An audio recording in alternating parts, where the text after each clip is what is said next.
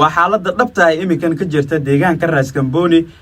دقمة بدها ده قبل كجبضة هوسه gaarigan aad arkaysaan waxa saaran ciidamo ka tirsan kuwa kumaandoosta gorgor waxayna ka soo furteen ciidamo ka amar qaata Axmed Maxamed Islaam Axmed Madoobe oo soo weeraray deegaankan xaaladihii ugu dambeeyay ee deegaankaasi iyo dawladda federaalka Soomaaliya oo diyaarado soo daadguraya dhaawacyada iyo saraakiil soo dhiibay oo Jubbaland ah u dirtay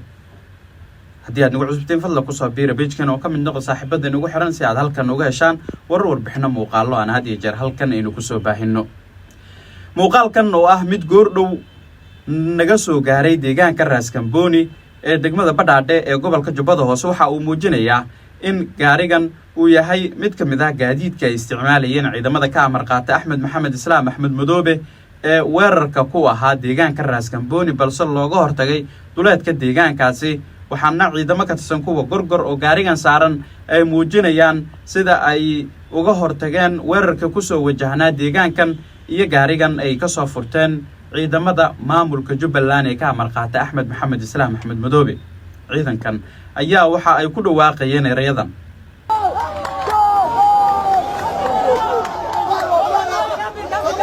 xaaladda Raas Kamboni iminkan waxa lagu soo waramayaa in ay tahay mid degan waxaana si guud gacanta ugu haya deegaanka dawladda federaalka Soomaaliya waxaana dib u gurasho sameeyay ciidankii weerarka ahaa ee ka amar qaata Axmed Maxamed Islaam Axmed Madoobe geesta kale dawladda federaalka Soomaaliya ayaa magaalada Muqdisho caasimadda Soomaaliya waxa ay ka dirtay diyaarado soo daadguraya dhaawacyada iyo saraakiil ka tirsan kuwa Jubbaland soo dhiibay oo ku sugan deegaanka Raas Kamboni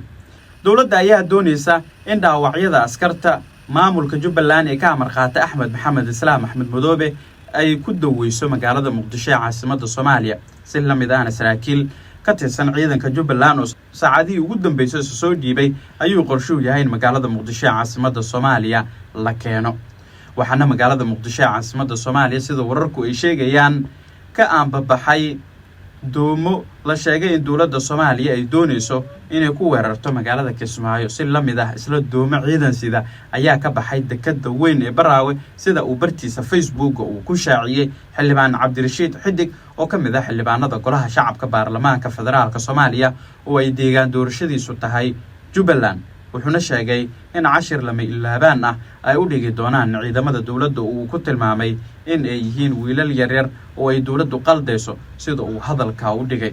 Cabdirashiid Xidig ayaa daqiiqad bartiisa Facebook ugu soo baahinaya qoraallo la xiriira xaaladda iminkan ka taagan deegaanka Raas Kamboni una muuqata mid uu si toos ah ugu weerarayo Villa Soomaaliya wixii warar ay ku soo kordho wararkeeni warbixinadana dambe ayaad ku daawan doontaan nabadgelyo